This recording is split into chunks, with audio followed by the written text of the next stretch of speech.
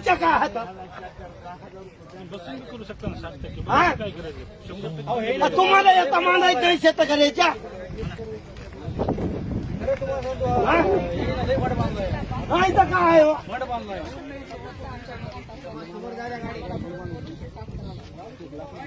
काय झालं मामा बोला. काय अधिकारी तुम्हाला सांगतो पैशाशिवाय काहीच करणार नाही. मधल्या काळामध्ये तुम्हाला सांगतो याने पैसे दिले की त्याच्या इकडे वरलं चालेल गंगाच्या कडे विषय खरा आहे हा. खरा विषय आहे हसायला आमचे एवढाले शेत गेले हा?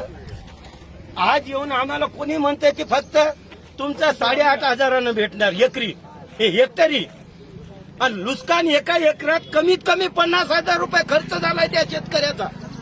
काय देता तुम्ही? कोणी आधारे देता? कोणी निकषाव द्याले? आणि चला पाणी बघा डोसक्या इतकं पाणी आहे वावराय ना आमच्या. या 4,000ला खाताचं पोत 2,000ला कसं करायचं? अरे कोणी बोला लेकरं बाळ कशाला शिकवायचे आम्ही हा? लेकरं बाळायचं उद्या शिक्षण आहे. आमच्या घरात दाना नाही. जनावर आमच्या उपाशी येतात. पाणी वावरानं मावना झालंय हा? कोण देणार आहे सांगा की? कुठून आम्ही रोजच्या रोज खर्च कुठून सारायचा? घराच्या बाहेर निघाले तर 1,000 रुपये रोज लागालाय. एका माणसाला खर्च रोज 1,000 रुपये लागा. कुठून आणायचा?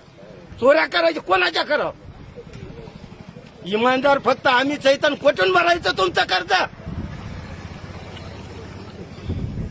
कुठून लाईन बिल भरायचं? कुठून खर्च सारायचा? एका लेकराला खर्च थोडा येत नाही. कोण आहे याचा जबाबदार? नुसतं शासन मायबाप. वा न्याय द्या, थोडा तरी न्याय द्या.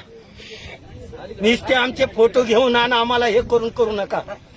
आमचा छळ करायला तुम्ही. छळ रस्त्यात छळ बांधलाय तुम्ही. दुकान बांधलंय का? आता आम्ही करतोच ना, जगितोच ना. साहेब शेतकऱ्याचा पीक विम्याचं आता आमच्या याच्यात सांगतो तुम्हाला. या बंधाऱ्यात आमचे रानं गेले. बंधाऱ्यात रानं तुमचं गेलं नाही म्हणून लिहून दिलं. आणि बघा पाणी तिथं किती आहे ते.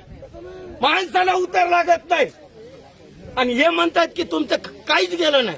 आणि आमचे रानं आम्हाला माहित नाही. आमच्या पोट खराब्या 3 एकर 5-5 एकर पोट खराब्या आहेत. त्या पोट खराब्या केव्हा होणार? आणि त्याचं तुम्हाला ह्या अधिकाऱ्याला कुठे ते